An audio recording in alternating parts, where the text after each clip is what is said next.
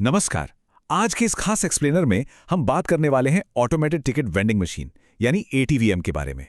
हम इसके हर एक नियम, स्मार्ट कार्ड के फाइनेंशियल पहलू और उन छोटी छोटी डिटेल्स को डिकोड करेंगे जो हर सफर करने वाले के लिए जानना एकदम जरूरी है।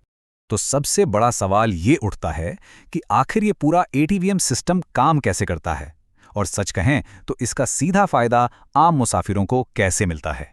चलिए आज पैसों के लेन देन को थोड़ा करीब से ट्रैक करते हैं और समझते हैं कि इस डिजिटल मशीन के पीछे का असली खेल क्या है। आज की इस चर्चा को हमने मुख्य रूप से 4 हिस्सों में बांटा है। सबसे पहले हम एटीवीएम और टिकटिंग के बेसिक्स देखेंगे, फिर स्मार्ट कार्ड के फाइनेंशियल नियम समझेंगे, उसके बाद कैंसिलेशन और कार्ड रिटर्न की बात होगी, और आखिर में जानेंगे कि कोई एटीवीएम फैसिलिटेटर कैसे बन सकता है। तो चलिए शुरू करते हैं। आइए बढ़ते हैं अपने पहले भाग की तरफ, एटीएम और टिकटिंग के बेसिक्स और यूटीएस के साथ इसका कनेक्शन। देखते हैं कि ये मशीन आखिर काम कैसे शुरू करती है। देखिए, एटीएम कोई आम वेंडिंग मशीन नहीं है। ये एक बेहद smart card based ticketing machine है जो सीधे रेलवे के अनरिजर्व्ड टिकटिंग सिस्टम यानी यूटीएस से जुड़ी होती है। असल में ये मशीन एक यात्री और उस विशाल यूटीएस नेटवर्क के बीच एक बहुत ही फास्ट और स्मार्ट ब्रिज का काम करती है, जिससे लोगों का काफी समय बचता है। अब देखते हैं कि ये मशीन कर क्या क्या सकती है। इसके जरिए सबर्बन और नॉन सबर्बन दोनों ही तरह के अनरिजर्व्ड टिकट्स बहुत आसानी से निकाले जा सकते हैं। इसके अलावा सबर्बन स्टेशनों पर रिटर्न टिकट भी इसी से मिल जाते हैं। और हाँ, अगर किसी के पास सीजन टिकट है तो उससे रिन्यू कराने के लिए भी लाइन में लगने की कोई ज़रूरत नहीं है। वो काम भी ये मशीन चुटकियों में कर देती है। अब आते हैं अपने दूसरे भाग पर, स्मार्ट कार्ड के फाइनेंशियल नियम यानी पैसों का पूरा हिसाब किताब। डेली सफ़र करने वालों के लिए ये हिस्सा सबसे ज़्यादा काम का है। 50, इस नंबर को अच्छे से याद कर लीजिए। क्यों? क्योंकि स्मार्ट कार्ड बनवाने के लिए सबसे पहले 50 रुपए का सिक्योरिटी डिपॉजिट देना ज़रूरी होता है। समझ लीजिए कि इस आसान डिजिटल सफ़र की शुरुआत इसी 50 रुपए से होती है। कार्ड तो मिल गया, अब बात करते हैं रिचार्ज की। इसमें पहला मिनिमम रिचार्ज 20 रुपए का होता है, लेकिन उसके बाद जितने भी रिचार्ज होंगे वो 50 रुपए के मल्टीपल्स में ही होंगे, मतलब 50, 100, 150 रुपए, इस तरह से। और हाँ, इसकी एक अपर लिमिट भी है। एक कार्ड में एक बार में अधिकतम 9,500 रुपए ही रखे जा सकते हैं।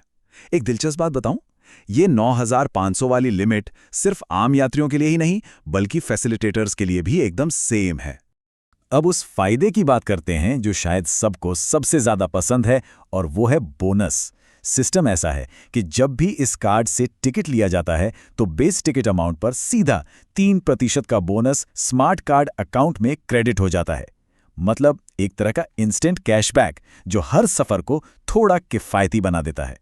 पर यहाँ एक छोटी सी कैच है जिसे समझना बहुत ज़रूरी है।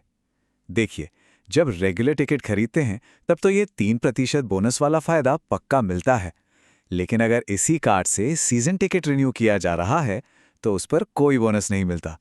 तो अगली बार जब टिकटिंग करें तो ये फ़र्क एकदम दिमाग में क्लियर होना चाहिए।